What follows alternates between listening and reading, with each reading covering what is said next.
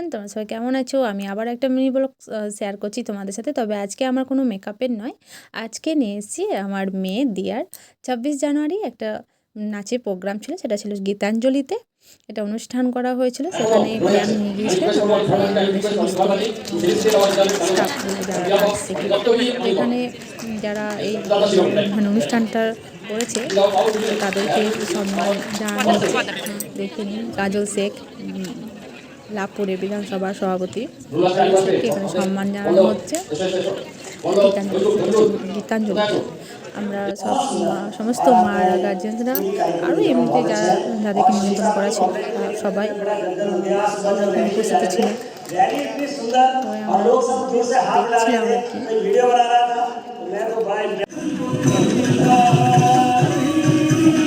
হাত নাচছেন এখানে আমার ইয়া ছোট্ট, তো ও এখন ছোট, এখন ওদের ছোট্ট নাচটা হচ্ছে আর এখানে এরা সেজে রেডি আছে। ওদের হয়ে যাওয়ার পর পরেরটা হবে ওদের বাইরে অপেক্ষা করছে, ওদের ওটা ওদিকে বেরিয়ে যাবে তারপর। আর এখানে একটা গ্রিন রুম, এখানে সব সাজানো হচ্ছে পরের প্রোগ্রামের জন্য, মানে পরের নাচগুলোর জন্য। এখানে আমি ব্লগটা করছি, ওদের দিয়াকে বলছি যে তুই দেখা। এখানে মন এসেছিলো, এখানে মনীষার মা, এখানে সব বাড়ি যাওয়ার জন্য আমাদের হয়ে গেছিলো, এবার পরের বড়োদেরগুলো ছিল নাচটা।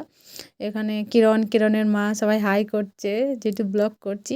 আর আমরা বাড়ি যাওয়ার জন্য আমাদের হয়ে গেছে। হ্যাঁ, আর বড়দের আর এখানে এবার সমস্ত কিছু হয়ে যাওয়ার পর এবার অ্যাওয়ার্ড দিচ্ছে যারা এই গ্রুপটা করেছে, যে অনুষ্ঠানটা করেছে ব্লাড ডোনেশন থেকে অ্যাওয়ার্ড দেওয়া হচ্ছে। সবাই হাততালি দিচ্ছে, একে একে দিচ্ছে আর ছেড়ে দিচ্ছে আর কি। তারপর এখানে ওদেরকে খাওয়ানোর ব্যবস্থা ছিল, নাচ টাচ করানোর পর এই যে দিয়া খাচ্ছে, মনীষা সবাই খাচ্ছে, যদিও মাদের কোনো অ্যালাউ ছিল না এখানে। তো বাচ্চাদের খাইয়ে নেওয়ার পর আমরা চলে এলাম রাত্রেবেলায়। তো তারপর কলকাতা আসলানে আমরা বিরিয়ানি খেলাম।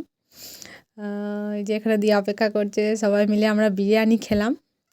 যেহেতু ওখানে শুধু বাচ্চাদেরই ছিল খাওয়ানোর ব্যবস্থা, ওদেরকে খাইয়ে নিয়েছি, কিন্তু আমরা এখানে এসে খেলাম। এই যে আমরা নিজেদের মতো প্লেট সাজিয়ে নিচ্ছি, মন, দিয়া, আমি আর আমার হাজব্যান্ড, এই 4জন। আরও পাশের সিটে ছিল যারা আমরা অনেক গার্জেনরা গিয়েছিলাম। তারপরে তো খাওয়া দাওয়া হয়ে গেল, তারপর রাত্রেবেলাতে পুরো 11টার সময় বাড়ি ফিরেছি। তো টাটা, এবার ব্লগটা এখানেই শেষ করব। অনেক রাত, সমস্ত বোলপুর বাজারেরও মানে দোকান বাজার সব বন্ধ হয়ে গিয়েছিল। তবু ব্লগটা করছি, সমস্ত